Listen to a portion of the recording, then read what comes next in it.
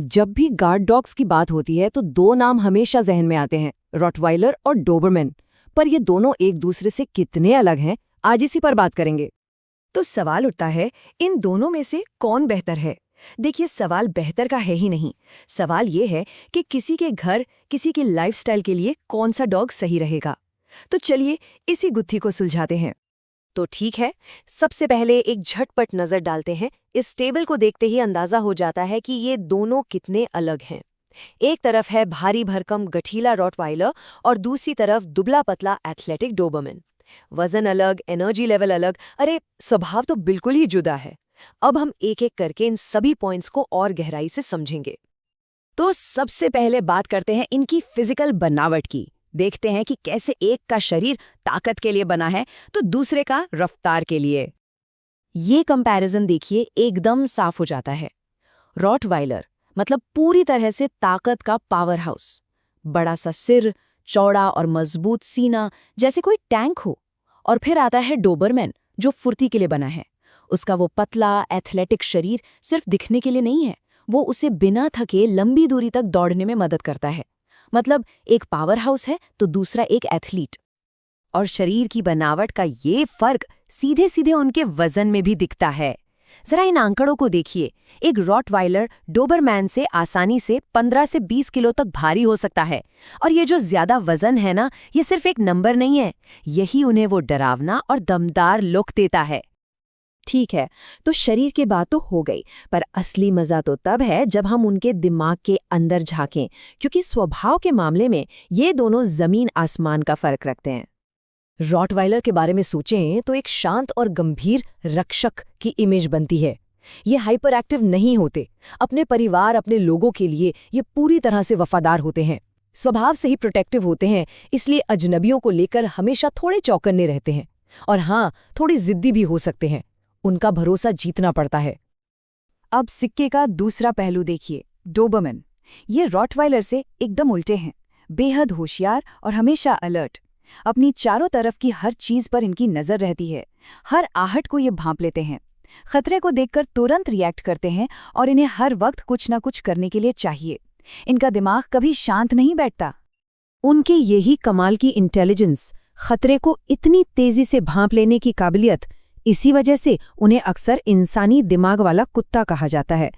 कमाल का निकनेम है और सच कहूं तो वो इसके हकदार भी हैं। तो अब हमारे पास ये दो बिल्कुल अलग अलग पर्सनैलिटीज हैं।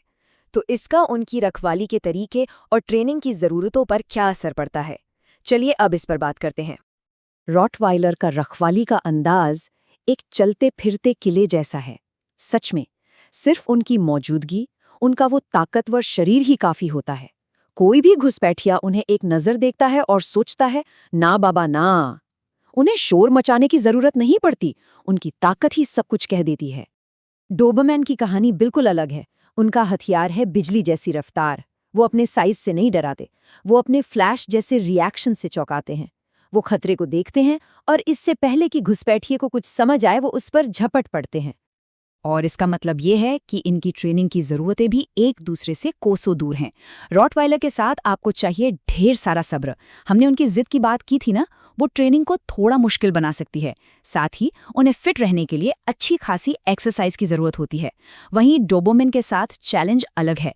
वो कमांड्स तो बहुत तेज़ी से सीखते हैं, पर उनके दिमाग को बिजी रखना पड़ता है। एक बोर हुआ डोबरमैन घर में तोड़ फोड़ मचा सकता है। उन्हें फिजिकल एक्सरसाइज के साथ साथ मेंटल एक्सरसाइज की भी उतनी ही ज़रूरत है। तो ठीक है, हमने उनके शरीर, उनके स्वभाव और उनकी ज़रूरतों को देख लिया।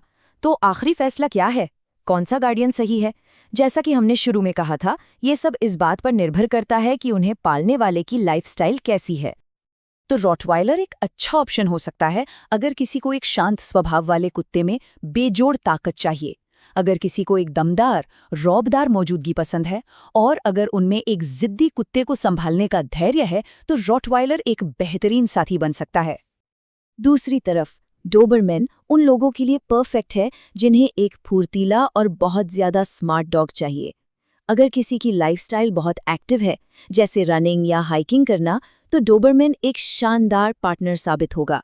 लेकिन हाँ, उसके तेज दिमाग को खुश रखने के लिए लगातार मेंटल स्टिमुलेशन देने के लिए भी तैयार रहना होगा। लेकिन रुकिए, इससे पहले कि कोई फैसला लिया जाए, चाहे वो टीम रॉटवाइलर हो या टीम डोबरमैन, एक सलाह है जो दोनों ही नस्लों के लिए सबसे ज्यादा जरूरी है और इसे किसी भी कीमत पर नजरअंदाज नहीं किया जा सकता। और वो एक चीज है सोशलाइजेशन। अब ये क्या है? ये एक प्रोसेस है जिसमें पिल्ले को छोटी उम्र से ही नए लोगों, दूसरे जानवरों और नई जगहों से आराम से मिलना जुलना सिखाया जाता है। क्योंकि ये दोनों ही गार्ड डॉग्स हैं, तो ये कोई ऑप्शन नहीं है, ये बेहद जरूरी है। यही वो चीज है जो उन्हें बड़े होकर एक शांत और आत्मविश्वासी डॉग बनाती है, ना कि डरा हुआ या गुस्सैल। ये बात हमेशा याद रखनी चाहिए, इन जैसी ताकतवर नस्लों की जिम्मेदार ओनरशिप पहले दिन से ही शुरू होती है।